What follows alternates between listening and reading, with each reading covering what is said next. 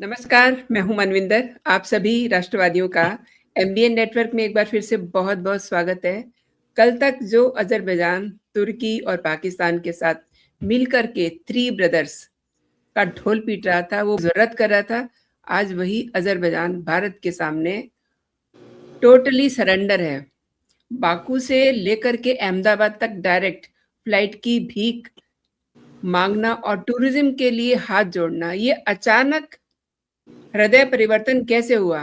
क्या ये सिर्फ व्यापार है या पर्दे के पीछे भारत ने कोई सीक्रेट चक्रव्यूह रचा है, जिसने अज़रबैजान की कूटनीति और आर्थिक रीढ़ की हड्डी तोड़ दी है? प्रसिद्ध लेखक आदित्य सत्संगी जी उन गुप्त डिफेंस डील्स और भारत के साइलेंट जियोपॉलिटिकल थप्पड़ का पर्दाफाश करेंगे, जिससे अज़रबैजान को उसकी असली औकात याद दिला दी है। आदित्य जी नमस्कार, बहुत-बहुत स्वागत है। नमस्कार और आपको, आपके दर्शकों को और वापस बुलाने के लिए बहुत-बहुत धन्यवाद। आदित्य जी, अज़रबैजान के तेवर तो ठंडे पड़ चुके हैं। पाकिस्तान की जीत को भारत की हार बताने वाला बाकू आज भारत पे डोरे क्यों डाल रहा है? और आदित्य जी आपको याद होगा थोड़ा-सा अगर फ्लैशबैक में जाएँ तो अज़रबैजान ने अपनी हदें तब पार की थी, you know Jammu and Kashmir के पहलगाम में जो कायराना हरकत की थी, उसके बाद कैसे वो हाथ मिला रहे थे शहबाज शरीफ के साथ और चीनी शहर तियाजिन के अंदर दोनों नेताओं की मुलाकात होती है। अलीव ने कैमरे के सामने खड़े होकर के पाकिस्तान की हरकत को भारत पर जीत करार दिया था। और अब ये दोस्ताना भीख कैसे देखते हैं? देखिए, पाकिस्तान और टर्की दोनों फेल्ड कंट्रीज़ हैं। दोनों अमेरिकन डोनेशंस पे चलती हैं। टर्की टर्की के बारे में लोग बहुत कुछ लिखते हैं और ग्लोरीफाई करते हैं, बट वो कॉलोनी है। टर्की और तुर्की वो उस जगह पर ही नहीं है जहाँ पे वो देश था पहले। एक्चुअली में जहाँ पे उसको होना चाहिए वहाँ पे है ही नहीं। तो तो टर्की के बारे में, तुर्की के बारे में ये एक कॉलोनी है और इलीगल कंट्री है जैसे पाकिस्तान है। अज़रबैजान भी इलीगल कंट्री है, जो जैसे कि उधर का ओरिजिनल नेशन है आर्मेनिया। तो ये तीनों के तीनों आर्टिफिशियल नाम है, put on some old lands, अगर ऐसा नक्शा देखा जाए तो। अज़रबैजान के साथ भारत ने उसकी हवा ऐसे टाइट करी बाय आर्मिंग आर्मीनिया। आर्मीनिया में आपको मालूम ही है कि भारतीय डिफेंस फोर्सेस अभी तक प्लानिंग भी करती है उनके लिए, स्ट्रेटेजिक प्लानिंग भी करती है। और भारतीय स्ट्रेटेजिक प्लानिंग, भारतीय मिलिट्री मनूवर्स, भारतीय advisers on the ground, plus भारतीय वेपन्स, पिनाका, अभी शायद ब्रह्मोस भी उसको मिल जाएगी, ब्रह्मोस, आकाश तीर, आकाश मिसाइल्स, प्लस एटैग्स, तो जितने भी भारत के जो आर्टिलरी यूनिट्स हैं उसको बहुत ही सॉलिड माना जाता है दुनिया में। कभी कभी भारतीय अपने आप को अंडर एस्टिमेट करते हैं। भारतीय military is considered formidable in the international military circles, और इसीलिए तो अमेरिका भी ज़्यादा हिम्मत नहीं करता है भारत से फिजिकली लड़ने की। भारत वो उल्टे सीधे गेम खेलता है, demographic change, regime changing, state game नहीं खेलता, स्टेट लड़ने के लिए नहीं आता। सो अज़रबैजान जो आज जो है, आर्मीनिया ने उसको ईस्ट से, देखिए वो टर्की के ईस्ट में है, आर्मीनिया अज़रबैजान के वेस्ट में है लिटरली। तो उसने पूरी तरीके से उसको अज़रबैजान को मात दी है, प्लस टर्की को भी मात दे दी है। और टर्की के ईस्ट में और टर्की के जो उसका जो वेस्ट में, साउथ में है साइप्रस, जिसमें नॉर्थ साइप्रस में इलीगल कब्जा है टर्की का। वहाँ पे तो आपको मालूम है प्राइम मिनिस्टर मोदी विजिट करके आए। तो टर्की को साउथ से भी कंट्रोल किया है। तो इस जैसे टर्की को आपने कंट्रोल किया, अज़रबैजान आपके सामने झुक जाएगा। और इन सब देशों की एक बुरी आदत होती है कि दे, या अच्छी बोले या बुरी बोले, depending on how you look at it, कि वो शक्ति के सामने डर जाते हैं। डरपोक देश है, जैसे पाकिस्तान डर जाता है, तुरंत सीज फायर मांगता है। अगली बार से शायद भारत को देना नहीं चाहिए सीज फायर, कंटिन्यू रखें जब तक कि take back the land, PoK, Gilgit Baltistan, थोड़ा बॉर्डर को सिंधु के वेस्ट में लेकर जाए, बलूचिस्तान से मिल जाए, ऐसा करना चाहिए अगली बार से। जी।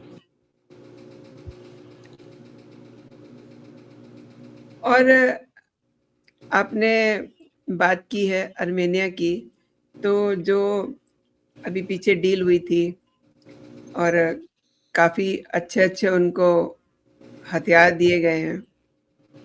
आर्मेनिया को जो घातक हथियार पिनाका का आपने ज़िक्र किया, ये अलग तरीके का मिसाइल सिस्टम है, जिसने पूरे वॉर सीन को बदल दिया। क्या अज़रबैजान को समझ में आ गया है कि भारत के दुश्मनों का साथ देना उसको महँगा पड़ सकता है? महँगा बिल्कुल, पड़ेगा?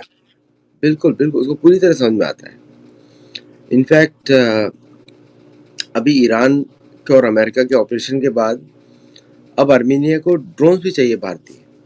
अब इसका बड़ा ऑर्डर्स मिलेगा भारत के, और साथ में जब वो ड्रोन्स आएंगे तो आर्मी, देखिए ये देश ऐसे नहीं है जैसे भारत है, ये तुरंत रिएक्ट करते हैं सबके सब।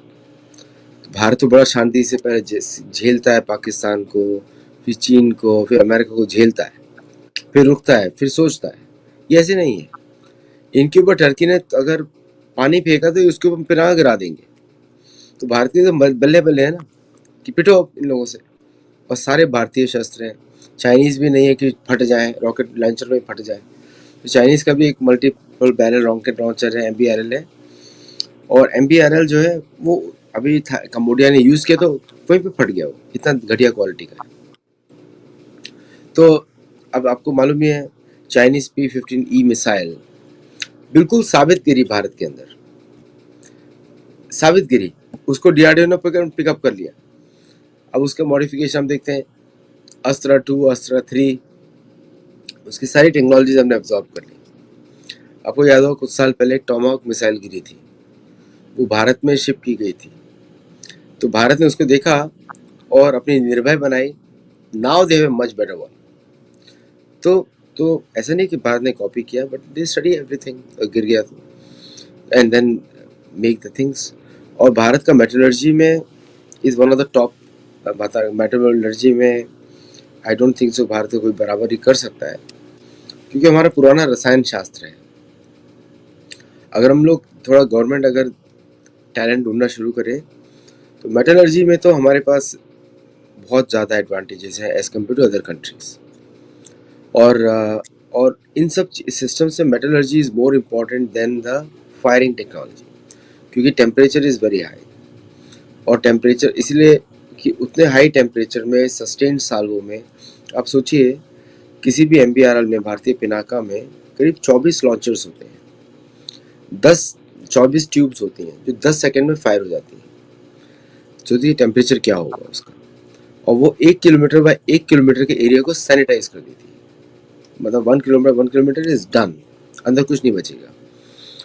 प्लस अगर उसके अंदर लॉन्ग रेंज मिसाइल्स हैं, जैसे कि 200 मिलीमीटर रॉकेट्स, 220 मिलीमीटर रॉकेट, अभी तो 300 मिलीमीटर की बात की जा रही है। 300 मिलीमीटर इज द विड्थ। तो अगर उसकी बात की जाती है, दीज आर हैवी रॉकेट्स, उसके अंदर हीट बहुत ज़्यादा होती है। तो metal should be able to deform and reform quickly. तो अगर वो करने के लिए you need specific type of metallurgy, जो सिर्फ रशियंस के पास है और भारत के पास है, इवन अमेरिका के पास भी नहीं है। अमेरिका के भी लॉन्चर्स जो HMRL से वो फटता है, उसका एग्जांपल मैं UAE में देखा, वो फट गया। वो अलग बात है, वो लोग न्यूज़ दबा देते हैं पूरी दुनिया में। अब जैसे अमेरिका ने F-35 डिलीवर किए, लॉकहीड मार्टिन जो भी बना रहा है उसको, एंड उसके अंदर इंजन नहीं है, सॉरी उसके अंदर वो नहीं है, रडार नहीं है। तो अमेरिकन मिलिट्री उसके लिए क्या करेगी, चार डालेगी उसका।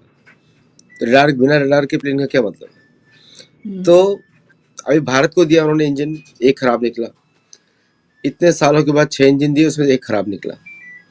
तो सिर्फ हम लोग भारतीय मैन्युफैक्चरर्स की गलतियां निकालते हैं, but we don't compare with others. तो जब अदर्स से आप कंपेयर करेंगे तो Indian weapon systems are even better than Russians और अमेरिकन। दुनिया खरीद रही है एक्सेप्ट इंडियन आर्मी। मैं चाहता हूँ इंडियन आर्मी और खरीदे। सो नाउ इंडियन आर्मी की सेल्स बढ़नी चाहिए। तो नाउ आपको मालूम ही है किस तरह जो भारत फोर्स था, उसकी गन अमेरिका में टेस्ट की गई थी क्योंकि भारतीय सरकार ने परमिशन नहीं दी थी। अब वो ज़माना बदल गया है। So Armenia is sitting at very very very happy with it. Armenia को देख के अभी देखो यूएई का ऑर्डर्स आने शुरू हो गए। यूएई के बाद ऑर्डर्स आएंगे बहरीन के, फिर ओमान के, फिर यमन के, फिर बाकी सारे देशों का ऑर्डर आने वाले हैं। नॉर्दर्न अफ्रीका के लिए अगर अपने आप को एक दूसरे को मारना चाहते हो ठीक है, हमसे वेपन्स ले लो, नो प्रॉब्लम। और आदित्य जी देखिए, इंसान तो ज़रूरतों का गुलाम होता है, देश भी होते हैं ना गुलाम ज़रूरतों के। तुर्की और पाकिस्तान के मिल करके, ये दोनों जब मिले हुए थे तुर्की और पाकिस्तान, इन्होंने मिल करके अज़रबैजान ने भारत विरोधी गुट बना लिया था, और अब अज़रबैजान भारत के सामने घुटनों पर है। तो क्या ये मान लिया जाए कि पाकिस्तान और तुर्की का जो खलीफा बनने का सपना था, दफन हो गया है? नहीं, गधापन नहीं हुआ है। ये बेशरम कंट्रीज हैं, ये आर्टिफिशियल कंट्रीज हैं। ये थोड़े टाइम के लिए देखिए क्या है कि इन कंट्रीज से आप देखिए धार्मिक व्यक्ति वो तो उसमें लज्जा होती है, इनमें लज्जा विहीन सोसाइटी है, आसुरिक है। तो यहाँ पे they will go back down, फिर उसके बाद वापस शुरू कर देंगे। आप देखा 65 का वॉर देखिए, 71 का वॉर देखिए, 47 का वॉर देखिए, सारे युद्धों में भारत जीता है, सारे 99। इन लोगों को भरोसा है कि हिंदुस्तान के लोग दयालु हैं, इनको छोड़ देंगे, समझे आप। और भारतीय कुछ जो सेक्युलर लोग हैं वो महा बेवकूफ हैं, अपनी गर्दन कटवाने के लिए इनके पास पहुंच जाते हैं। ये लोग सॉरी बोलेंगे, फिर उसके बाद वही एक्शन वापस करने वाले हैं। तो इनको कोई शर्म नहीं है। तो अजरबैजान और ये तुर्की और पाकिस्तान और बांग्लादेश, ये चारों देशों को आपको निरंतर डंडा लेके सुताई करनी पड़ेगी। There is no other way out. इनसे बातचीत नहीं की जाती। अब गधे से डिस्कशन तो नहीं करते हो जियो पॉलिटिकल, जी। है ना।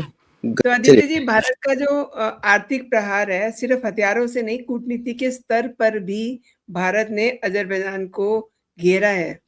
आपको क्या लगता है, भारत ने जो इनका आईएनएसटीसी है और जो इनके व्यापारिक रास्ते हैं, उन रास्तों से अजरबैजान की अहमियत को कम किया है? बिल्कुल किया है। और आईएनएसटीसी और इन सब के थ्रू भारत ने इनके एक्सपोर्ट्स को कम किया है, लिमिट किया है। टर्की की जो कंपनी सेलेबाई है, उसके एयरपोर्ट पे कॉन्ट्रैक्ट्स अभी भी चल रहे हैं, उनको तुरंत निकाल देना चाहिए, किक देम आउट। इससे ये सारे स्पाइस होते हैं, पाकिस्तानी कंपनीज, ये वो। अब जैसे कुछ भारत के लोग so called intelligentsia, so called मतलब नहीं, भारत उनका भारत से कोई संबंध नहीं है, कोलोमो में जाके ट्रैक टू डिप्लोमेसी की बातें कर रहे हैं। वैसे उन्होंने वापस रिफ्यूट किया है कि उन्होंने बोला है कि नहीं किया हमने कुछ भी ऐसा, पर क्यों जाने की जरूरत है। मतलब कांग्रेस पार्टी को भी लोगों ने रिप्लेस कर दिया है। मीन्स ये हद होती है। मतलब ये बोलना है कसाई को कि मेरा सिर काटो प्लीज। तो अजरबैजान, टर्की, पाकिस्तान, बांग्लादेश, इन पे डिप्लोमेसी 10% होनी चाहिए, 90% सुताई होनी चाहिए। भारतीय जनता यही चाहती है। आप बातें नहीं, ये देश जो है, आप सोचिए कि इनका एक ही ऑब्जेक्टिव है, हिंदुओं को मारना। Let us be open about it, छुपाने की बात नहीं है। इनका रिलीजन इनको बोलता है हिंदुओं को मारो, काफिरों को मारो। एक भी मुसलमान छुपाता नहीं है ये बात, आप याद रखिए। इन सभी देशों में वो तो भारतीय सेक्युलर है, इंटरप्रेट करते हैं इनकी भाषाओं को। ये सबसे पहले जितने भी मरते हैं ना, सबसे पहले सेक्युलर लोग मरते हैं, बाद में कोई और कुछ होते हैं। अब जैसे बांग्लादेश तो हिंदू देश था, सिलेट का नाम श्रीहट्ट था। अब वहां पे हिंदू मर रहे हैं, कोई बोल नहीं रहा है। इनसे डिप्लोमेसी थोड़ी की जाती है, इनके बाद पावर थोड़ी काटी जाती है, इनके ऊपर 2 दिन पिनाका गिराई जाती है, बस काम हो गया आपका। ये डरपोक होते हैं। सेम थिंग पाकिस्तान के साथ, आपको निरंतर एक प्रोग्राम रखना पड़ेगा कि they should also get used to it, you should also get used to it, कि शेयरों पे, बिकॉज लेकिन that's only way control. Aditya ji, जिस तरीके से मोदी जी चल रहे हैं, मुझे लग रहा है कि उनका रास्ता खुद ब खुद बनता चला जा रहा है। और देखिए, अजरबैजान हमेशा पाकिस्तान के सुर में सुर मिलाता था। अब भारत के पर्यटन बोर्ड के सामने हाथ जोड़ के खड़ा है। तो इसे तो एक तरीके से but I think diplomatic surrender मान करके अपनी शर्तें मनवानी चाहिए भारत को। हाँ, बट अगेन फिर भी आप देखिए ना, ये टेम्परेरी फेज है। जिस तरह भारत बोलता है कि I will wait out Trump, इस तरह ये लोग भी बोलते हैं विल वेट आउट मोदी। जी। समझे आप? Is a counter thing. तो शास्त्र जो है कई ब्लैक एंड व्हाइट होते हैं, ग्रे एरियाज नहीं होते शास्त्र में। कुछ केसेस में होते हैं बट सब केसेस में नहीं होते। जब दुश्मन कमजोर हो उसको खत्म कर दो जड़ से, वेट नहीं करो उसके ताकतवर बनने का। तो यहाँ पे ये सब ठीक, बहुत अच्छे स्ट्रेटेजीज हैं, बहुत दिमाग वाली स्ट्रेटेजीज हैं, लेकिन वो समय नहीं है ना हमारे पास। आप कितना जनरेशन करते रहोगे? मैं तो चाहता हूँ कि मोदी जी सारा क्रेडिट लेके जाए, सारा credit, all credit should go to Modi ji. तो कर दो सारे काम, सिलीगुड़ी कॉरिडोर को फोड़ दो, रंगपुर ले लो, चिटगंग ले लो, उधर से पाकिस्तान को तोड़ दो। मैं चाहता हूँ कि इतिहास में लिखा जाए कि मोदी डिड एवरीथिंग। तो कर दो ये सब काम, क्यों छोड़ रहे हो फ्यूचर जनरेशन में? क्या पता फ्यूचर में सारी नालायक निकले भारत की, है ना? सारा क्रेडिट ले लेना चाहिए मोदी जी को, क्योंकि जब समय होता है ना तब ले लेना चाहिए भगवान की सेवा के लिए। और जैसे कि बहुत पुराने इतिहास हैं, प्रियव्रत महाराज ने किस तरह 7 समुद्र बनाए, वो तो पुराने इतिहास है। जब समय मिला उन सब ने ले लिया क्रेडिट। अब इतिहास में लिखा हुआ है, पुराणों में लिखा हुआ है। तो this is the right time, don't wait for the next generation. क्या पता नेक्स्ट जनरेशन एकदम नालायक निकले, हु सेज? तो इसलिए फटाफट कर दें ये सब काम। अजरबैजान के साथ प्रॉब्लम क्या है कि उसके पास रेवेन्यूज का बहुत कमी है, और भारत ने उस पर जिस तरह सैंक्शंस लगाए हैं तो उसके दिल भी नो रेवेन्यूज लेफ्ट। अभी तो जयशंकर जी ने अमेरिका को भी सुनाना शुरू कर दिया बुरी तरीके से, क्योंकि उनका गेम प्लान समझ में आ गया है। चापलूसी करते रहो, कोई ये नहीं बोलता ग्रेट मोदी, ग्रेट अजय जयशंकर, कोई नहीं बोलता। सब लोग बोलते हैं great Modi, great Piyush Goyal, great this thing, but कोई ग्रेट जयशंकर नहीं बोल रहा। That's why I love Jaishankar ji more, क्योंकि जयशंकर जी स्पष्ट बातें करते हैं, उनको समझ में आता है क्या चालाकी खेल रहे हो। So Azerbaijan is a typical American ally also. America चुन चुन के सारे टेररिस्ट कंट्रीज को अपने एलाय बनाता है, क्योंकि खुद ही सबसे बड़ा स्पॉन्सर ऑफ टेररिज्म है। ओके, तो उसके सारे दोस्त यार सब, अजरबैजान भी दोस्त, टर्की भी दोस्त। टर्की को उसने $250 मिलियन के अभी पैकेज अप्रूव किया है, प्लस $750 बिलियन का F-35 प्रोग्राम भी दे रहा है, प्लस इंजन भी सप्लाई कर रहा है। भारत को कोई इंजन नहीं, टर्की को इंजन है F-110, बट नो भारत को। तो ये HAL पे तो भारतीय सरकार को इतना फाइन लगाना चाहिए कि उसके CMD को जॉब ढूंढनी पड़ जाए बाहर, क्योंकि why they fooled India by selecting American engines. तो इसीलिए आर्मीनिया बड़ा खुश है, उसको अमेरिका का नेचर मालूम है। उसको मालूम है अमेरिका उसी के साथ है जो उसके लिए टेररिज्म क्रिएट करता है, नथिंग एल्स। और आदित्य जी, ये जो इनकी डिमांड है अहमदाबाद टू बाकू, ये जो फ्लाइट की मांग कर रहे हैं, अजरबैजान भारतीय टूरिस्ट के लिए इतना उतावला क्यों है? ये भी मैं समझना चाहती हूँ। क्या बिल्कुल ही वो मतलब कटोरा हाथ में आ गया है क्या? भारतीय tourist are the biggest spenders in the world.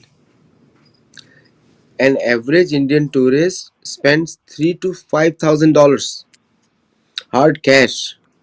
Average American tourist spends $1,700, less than half. जो आपको दिखाई देता है ना America is a rich country, आप भारत में जाके देखो कैसे रहते हैं, पेइंग गेस्ट में रहते हैं सारे गोरे लोग आके। अब कौन से सैटेलाइट से होंगे, कौन से, the only thing they have is that the cheap Chinese good Temu का खरीद के लाते हैं, तो भारतीयों को लगता है बड़ा ग्रेट प्रोग्राम है, कुछ नहीं। इससे भारतीय tourist are money makers for the world. हमारे लोग साड़ी में, बूढ़े बूढ़े लोग जाते हैं, पहुंच जाते हैं देखने के लिए टर्की में, और सब लोग कुर्ता पजामा उसमें अपने। स्विट्जरलैंड में तो बहुत जगह गुजराती में लिखा हुआ है डायरेक्शंस, क्या चाय है, ये पानी है, बिकॉज अपने लोगों को पढ़ना नहीं आता इंग्लिश, और ना ही हम जर्मन या स्विस पढ़ सकते हैं। तो Indian tourist are very lucrative for this people. हम लोग अच्छे होटल्स में रुकते हैं, पैसा एडवांस में पे करते हैं, और फिर हम फोटो खिंचाने पहुंच जाते हैं वहाँ पे। So Indian tourist are the money spenders, इसलिए सब लोग इंडियन टूरिस्ट चाहते हैं। अमेरिका में भी Indian tourist per capita spend the maximum. Aditya ji, हथियारों का जो एक्सपोर्ट, जैसा कि आपने बताया है, तो भारत ने आर्मेनिया को अपना सबसे बड़ा रक्षा साझीदार बना करके, आपको नहीं लगता कि उसका जो अहम है, उस पे चोट मारी है? बिल्कुल।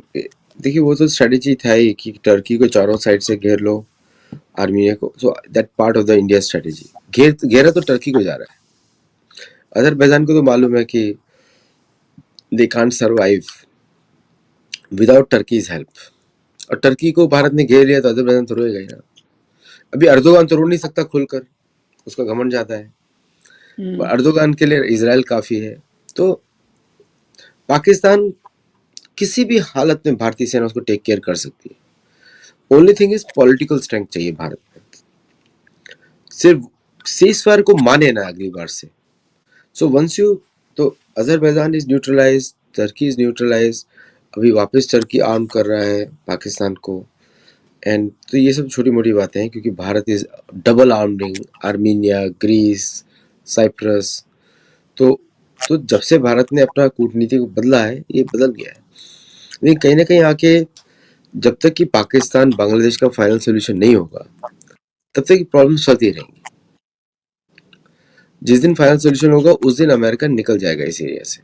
तब भारत कैन लिव फ्रीली। अभी तो America has become the biggest nuisance for India. और आपने कूटनीति की बात की है, तो मुझे लग रहा है कि मोदी जी हों, डोभाल साहब हों, जयशंकर जी हों, राजनाथ सिंह जी हों, उन सबका एक पूरी दुनिया को उन्होंने एक मैसेज नहीं दिया कि अगर आप हमारे दुश्मनों के साथ खड़े होंगे, तो हम भी आपके विरोधियों को इसी तरीके से बिल्कुल दिया, मैसेज उन्होंने दिया। और शायद अमेरिका को भी मैसेज मिलने वाला है विद इन फ्यू वीक्स। तो दुनिया उसके लिए भी तैयार है। बहुत भयंकर मैसेज मिलने वाला है अमेरिका को। आपने आदित्य जी अपना समय मेरे दर्शकों के लिए दिया, मेरे शो के लिए दिया। आपका बहुत-बहुत धन्यवाद। और आपने तमाम विषयों पे विस्तार से जानकारी दी। जय हिंद, जय भारत। जय हिंद, जय Bharat. Thanks a lot. Thank you.